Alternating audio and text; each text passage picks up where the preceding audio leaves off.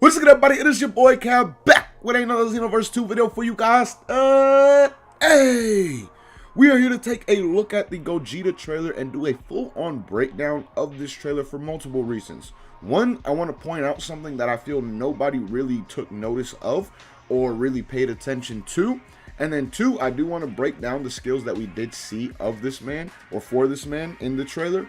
And then three, I want to talk about what a lot of people are talking about in the possibility of a new stage because of this trailer. Because some of you may not have noticed, but the stage that you guys saw in the trailer of Destroyed Namek was slightly different than what we have available to us in the game, and a lot of people have been talking about the potential of a new stage with that. So I do want to show that for you guys and share my opinion on it at the same time. Now, getting it started, the first thing I want to point out is what you guys see on the screen right now.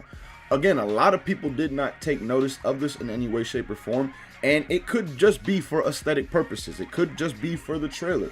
But at the same time, I do find it interesting that right when Few threw that blade at Trunks to where he could see like the history change or whatever, and you could see Gogeta starting to fuse, or Goku and Vegeta starting to fuse, as you see on the screen right here. If you take notice, look where Goku and Vegeta are. They're in a completely white room, something similar to the hyperbolic time chamber. Now again, this could have been done just purely for aesthetic purposes, but at the same time, I do find it interesting that the moment or the scene that they show of these two fusing is in this area. Like, what is this right here? Where are they? Are they in the hyperbolic time chamber? And if they are, what the hell is actually going on? Because you know damn well Vegeta ain't gonna go to the hyperbolic time chamber, for one, with Goku to train. And then two, you know damn well he's not gonna go in there with Goku and then be like, okay, let's just train our fusion at the same time. Let's just practice this. Like Vegeta barely wants to fuse with the man with the fate of the world on the line. You think he's gonna do it just to train with Goku? Hell no.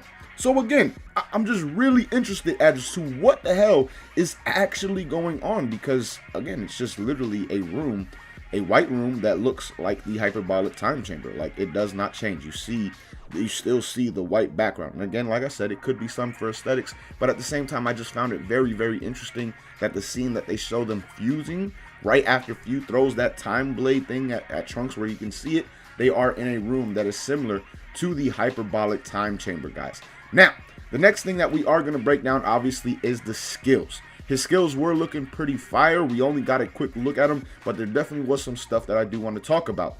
Now, actually taking a look at these skills, guys, the first skill we do get to look at is Punisher Drive. And I'm not going to lie, I'm really, really interested in this move because it seems like it can be pretty damn good. Like, one, you have that right there. You have the addition, right, of the Soaring Fist Punch, pretty much. One, can you cancel this move and, like, go into combo extension right away after you do the Soaring Fist Punch, or similar to how you can use Soaring Fist? Or is it one full animation that you actually do have to use? And I want to see, I wish we could see the end of it. Does it work the same way that Punisher Drive does, in the sense that you go through them and then you can back hit afterwards? Now with that back hit, I do believe your opponent gets put into like an infinite type combo where their stamina comes back faster, as opposed to where if you were to combo extend off that first punch, they most likely would not go into that infinite and it would just be a regular combo extension, similar to like what Aura Slide is and things like that. So again, really, really interested in that move alone by itself, and it is one that I do doubt we see for our CACs, by the way, since we didn't see like the new version of Super Kamehameha for our CACs that Super Saiyan Blue Gogeta got, and I think the same will be for Power Rush as well. Now, moving on with the trailer, guys, let me just say this, the Awoken was mad lackluster, bro. Like, it's literally what we have in the game already at this point in time for our CACs. Yeah, again, real lackluster. Now, the next thing I want to look at, guys, is this right here. I mean, it was the first thing I noticed. The simple fact that he's linking, literally, he's going from Comet Strike literally into the ultimate.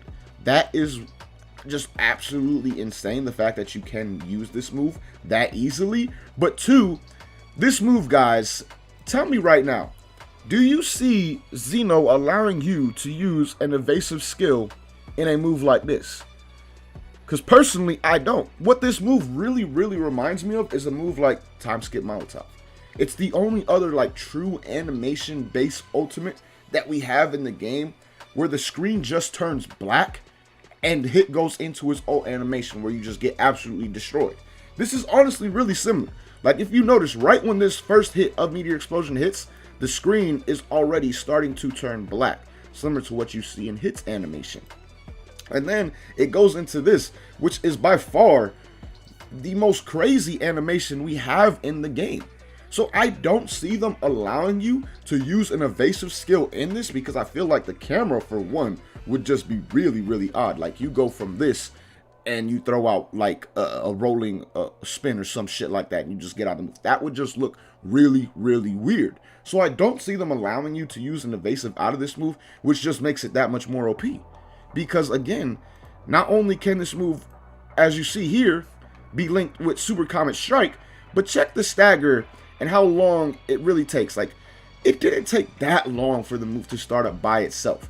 Even without this extremely long stagger that Super Comet Strike offers, the move got off fairly quickly, which makes me wonder, will this move be usable in potential stamina break situations? Like where you would normally stamina break an opponent. For example, the universal stamina break in Xeno is a 5 light. Could you use this move after a 5 light with like the male Saiyan CAC? Would that be possible? Because if so, that would just be, again, absolutely insane. It's already crazy enough that you can use a move like Super Comet Strike to easily link into this, but what if you don't even need a move? Because again, the animation, which I'm assuming the startup for the move is right when the flip, like right when he goes into the flip right here. The flip does not take that long. Like that was not that long of an animation with that flip right there, to where it's not possible for that to be landed after like a 5 light in Xenoverse 2. So if this move is really that easy to land and you can't get out of it with an evasive, it honestly may be a little bit OP, as it does look right now. Because again, I don't see how you'll be able to escape this move with an evasive skill.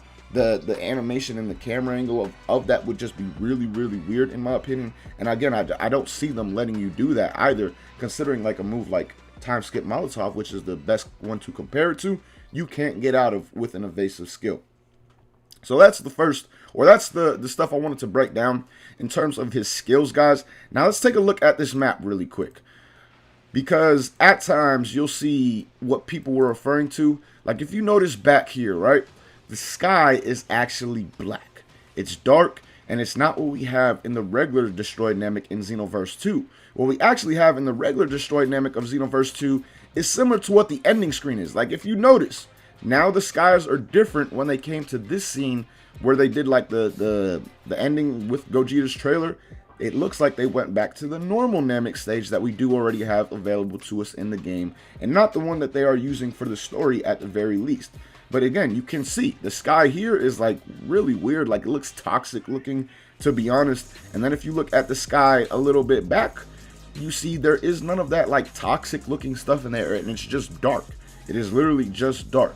Now on top of that, something else that I guess people noticed, there was some houses in places like destroyed Namek houses in places that weren't usually there or something like that, or there was houses in the regular one that aren't here on this one. It's something along those lines. But overall, guys, I will say, even though there are differences from this stage to the one that we have like for regular Destroyed Namek, I do not believe that this will be a stage in the actual game.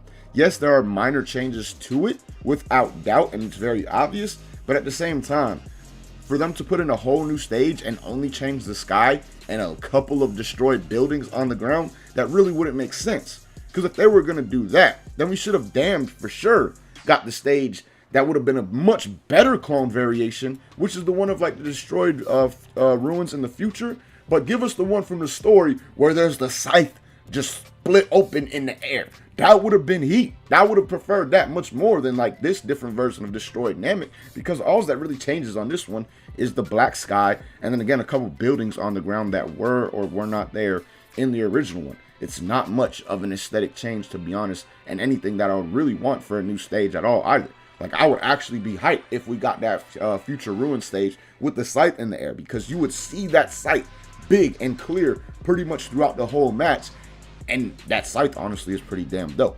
I would not care to play on Destroyed Namek or this version of Destroyed Namek just because the sky turns black. Like, that would not interest me in any way, shape, or form in terms of a new DLC stage. And if they were to add in a new DLC stage, I would hope that they would focus on something different and give us something way more lit than what we got right here. For example, like maybe the tournament stage from where Goku first meets all the other universes and fights Toppo and things like that. That would be a pretty damn dope stage, in my opinion, at the very least. And there's definitely plenty more that they could add into in terms of stages that would be much better than just a different Namek that has a blackened sky and then a couple of different destroyed buildings on the ground, guys. But again, you can really see how clear the sky difference is. You don't see any of that toxic gas at all. And let's look at it again, once again. At the end, you can really see like the skies are much different without doubt. But again, that's not a big enough change for me to where I would personally want this to be a stage in the DLC. And honestly, if they did add this as a stage, I think I would be a little bit upset in the fact that, are you serious? There are plenty of other stages, like I said, that you could add that would actually be new stages and wouldn't be kind of shitty like this one right here.